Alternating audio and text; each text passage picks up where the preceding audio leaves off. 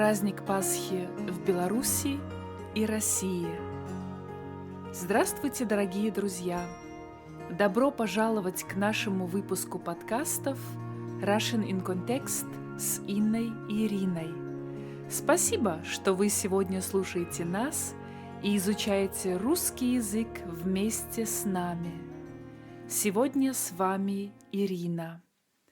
Подкасты Russian in Context предназначены для слушателей со средними знаниями русского языка, для тех, кто уже достаточно хорошо понимает русский язык и хочет улучшить свои знания, свой словарный запас простым, естественным и эффективным путем в контексте. А теперь, после небольшого отступления, перейдем к нашей теме. В начале апреля мы говорили о традициях и значении праздника Пасхи в Германии. Если вы по какой-либо причине еще не слушали этот подкаст, то я рекомендую вам обязательно послушать его. Дата празднования Пасхи у католиков и православных очень редко совпадает. Последнее совпадение, я имею в виду, когда Пасха празднуется в один день, было в 2017 году, а следующее совпадение будет в 2025 году. В этом году католическая Пасха была 4 апреля, а православная Пасха будет 2 мая. В сегодняшнем подкасте мы поговорим о православной Пасхе. Пасха или Воскресение Христово – великий христианский праздник, который празднуется во всем мире. Название праздника Пасха пришло к нам из арамейского языка.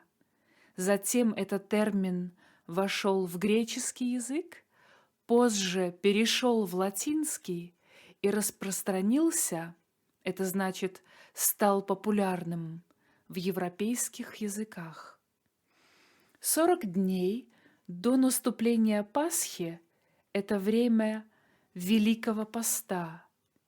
Пост – это ограничение в пище, когда не едят мясо и молочные продукты, а также это время молитвы и тишины.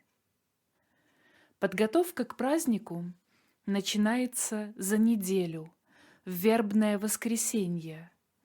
Вы, может быть, знаете его как пальмовое воскресенье. В этот день православные люди приносят в церковь ветки вербы. Ветки вербы символизируют пальмовые ветки, которые ложили к ногам Иисуса Христа, когда Он въехал на осле в Иерусалим. По восточной традиции, когда царь приходил с миром, он всегда садился на осла. Ветки вербы после церкви несут домой и хранят их весь год. Иными словами, оставляют их на год дома. Они защищают от болезней и приносят удачу в течение года. Последняя неделя перед Пасхой очень строгая. В течение 6 дней христиане вспоминают последние дни жизни Иисуса Христа и Его страдания. Приготовления к празднику начинаются в четверг. Его называют также Великий или Чистый четверг. В этот день принято делать генеральную уборку в доме, то есть принято тщательно, очень чисто убирать дом. Чистый четверг – это день очищения души и тела. Согласно традиции, в четверг можно начинать красить яйца. Их называют также крашенками или писанками. Крашенка — это традиционное красное яйцо, или же яйцо, окрашенное в иной цвет, без рисунка, иными словами, без орнамента. Писанка — пасхальное яйцо с орнаментом. В Беларуси и России есть своя традиция росписи пасхальных яиц, то есть традиция нанесения орнамента. О значении и символике пасхального яйца мы говорили с вами в предыдущем подкасте о празднике Пасхи в Германии. Кроме покраски яиц, в чистый четверг пекут куличи.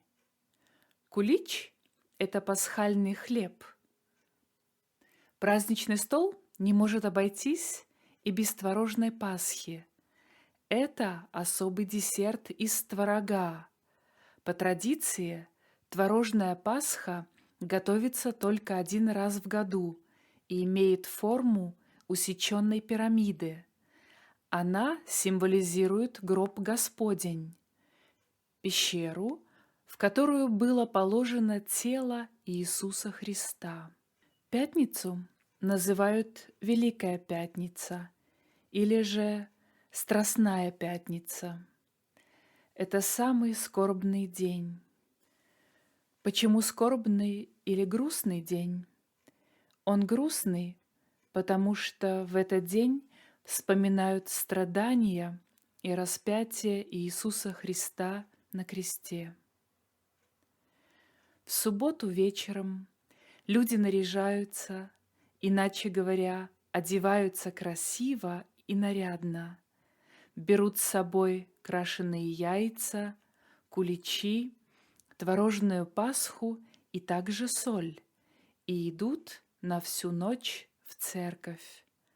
В полночь все люди со свечами в руках выходят из церкви, поют и идут праздничной процессией вокруг церкви.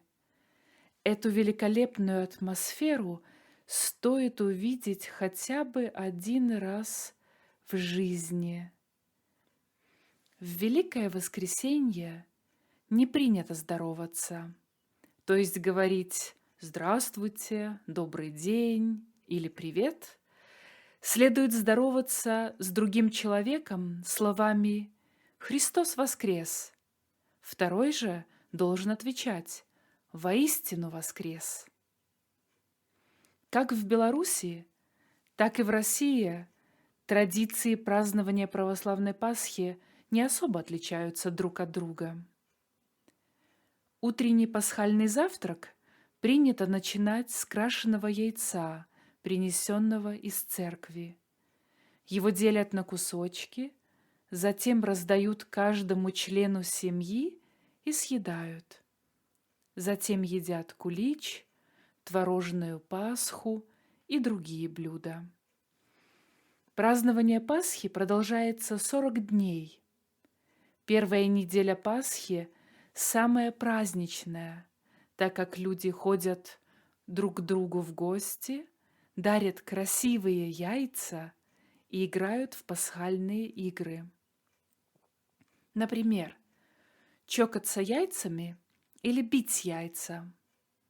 Один человек должен ударить тупым или острым концом крашеного яйца о яйцо другого человека. Выиграет тот, чье яйцо останется в целости, точнее, если оно не разобьется. Считается, что у кого оно останется целым, тот и будет здоров и счастлив целый год. Другой любимой игрой в России является катание яиц. Катание яиц заключается в скатывании пасхальных яиц с небольшой горки. Внизу полукругом лежат яйца всех участников игры. Каждый участник отправляет, то есть катит свое яйцо вниз по горке. Его цель — сбить чье-нибудь яйцо. Сбить в этом случае означает привести в движение. Если получается сбить яйцо, то участник игры забирает его себе. Эта веселая игра может продолжаться несколько часов, и умелые участники могут насобирать 2-3 десятка яиц. Иными словами, могут насобирать 20-30 штук. На этой радостной ноте мы и закончим наш рассказ о православном празднике Пасхи в Беларуси и России. Если вам понравился наш подкаст, и вы хотите рассказать нам, как празднуют Пасху у вас, пишите нам здесь, на YouTube. Вы также найдете нас на Фейсбуке, Инстаграме, Spotify и Подбине. Транскрипцию каждому подкасту вы скоро найдете на нашей странице russianincontext.com. Желаю вам успеха и радости в изучении русского языка с Инной и Ириной. Счастливой Пасхи и до скорой встречи!